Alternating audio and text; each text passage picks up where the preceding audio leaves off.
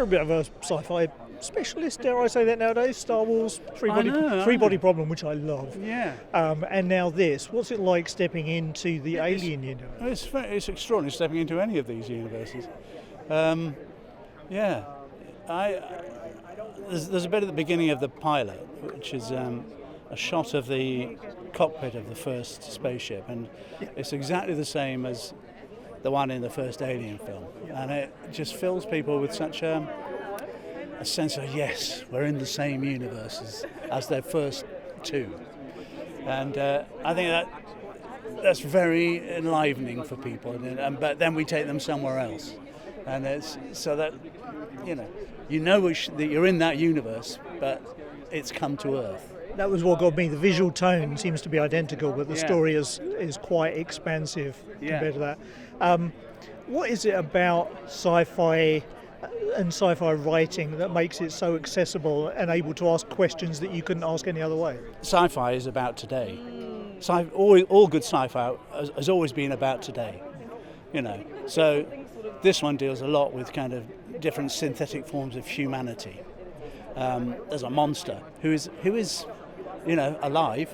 There are robots, some of which are robots in their entirety, some which have human consciousness, some which are humans with mechanical, So this is the world we are now living in, I think. We do have monsters. We do have AI kind of threatening to change the face of warfare, especially. I mean, stuff that happens in Ukraine, with all those drones and everything. It's we're in a different environment altogether. Everything feels very slippery, and I think that's what this. I think good sci-fi writing reflects what's happening at the time. And to some extent, the Xenomorph is actually the least of the problems. I think probably the trillionaires are the battle between the trillionaires is.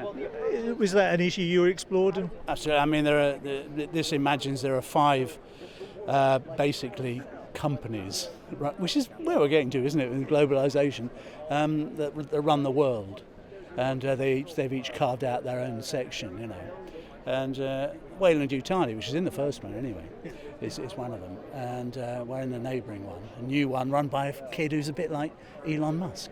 It was so bizarre when he became the Doge, he's in this as a kind of brainy kid who's full of brilliant ideas, but has managed to kind of blag his way into running a country. Who would have thought? Well, I'm very excited for everyone to see it, and congratulations. He's read the script and is trying to live it out. That's somewhat terrifying, isn't it? Yeah. Well, thank you very much. Thank you very much. Ladies and gentlemen, you're watching Hey You Guys! Hey, you guys! Hey, you guys! Hey, that's what they all say. Hey, you guys! Hey!